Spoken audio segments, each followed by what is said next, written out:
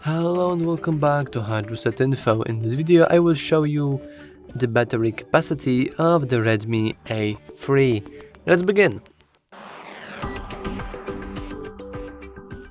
Now unfortunately we can't really check this information directly via the system itself, as we can't really click the eye icon here, and we can only see the battery usage and the battery saver on and off and showcase the battery percentage, which is pretty sad. However, it's not going to stop me, because we can always go to the web, and on this site called GSM Arena we have a list of basically all the phone specifications. As you can see, it is indeed the Redmi A3, and if we scroll down a little, or even not, if we see the little graphic right here, we'll see that the battery is 5000 milliamp hours.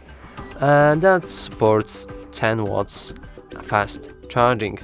Now the capacity itself will lower, like it won't stay forever as 5000, with more usage and with very different charging habits.